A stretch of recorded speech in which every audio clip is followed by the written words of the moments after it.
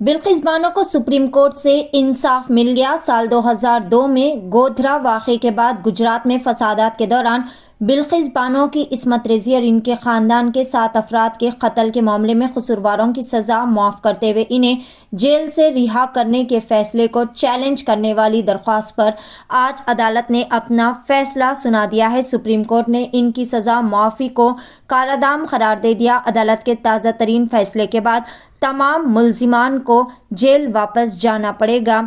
इस वाक़े पर सीनियर जर्नलिस्ट नवाब अबरार उल्ला ने सदर मजलिस व हैदराबाद रुकन पार्लियामेंट नखीब मिल्लत अलहाज बैरिस्टर असदुद्दीन ओवैसी से खुसूसी बातचीत की। इस मौके पर बैरिस्टर ओवैसी ने अपने खिताब में कहा कि मुल्क के वज़ीर आज़म नरेंद्र मोदी और गुजरात की बीजेपी हुकूमत को सज़ा की माफ़ी पर सुप्रीम कोर्ट के फैसले पर बिल्किस बानो से माज़रत ख्वाही करनी चाहिए। आइए जानते हैं इस खुसूस में मुकम्मल तफसीलात। जो आज बिल्किस बानो के रेप में रेमिशन का जो सुप्रीम कोर्ट का वर्डिक्ट आया है, इस पे आपकी क्या राय है? देखिए, आप जानते हैं कि मैं शुरू दिन से ये कह रहा हूँ कि बिल्किस बानो के रेप करने वालों, अस्मत रेज़ी करने वालों मुल्ज़िम के साथ बीजेपी खड़ी हुई है। और ये ऐसा घिनौना वाक़या हुआ है कि एक ख़ातून जो हामिला है उसको उसका रेप करना, और कौन रेप करता है? उसके पड़ोस में रहने वाले लोग, उसकी मासूम बच्ची को उसके सामने कत्ल कर देना, उसकी माँ और 3 और ख़वातीन का रेप करके मर्डर करना,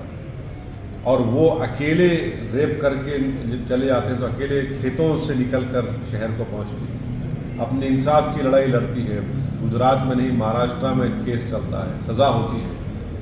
फिर सज़ा के बाद बीजेपी की सरकार बजाय बिल्किस बानो के साथ खड़े रहने के उन कातिलों और उन अस्मत रेज़ी करने के साथ खड़ी हुई है। अपने एमएलएस को रेमिशन कमेटी में बिठाकर उन कातिलों को छुड़वा देती है।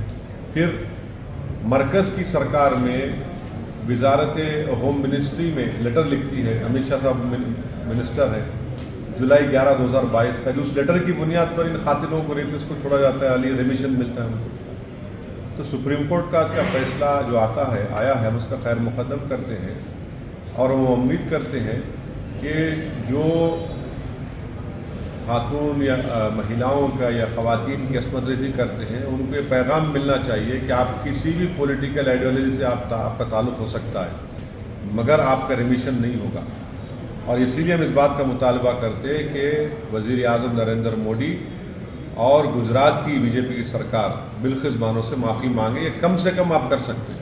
सर, रेमिशन पैनल में जो एक गुजरात के एमएलए थे, उन्होंने इन लोगों को, इन रेपिस्टों को संस्कारी ब्राह्मण कह के बुलाया था। उनके वो कह रहे थे कि वो गुड कंडक्ट रहा उनका जेल।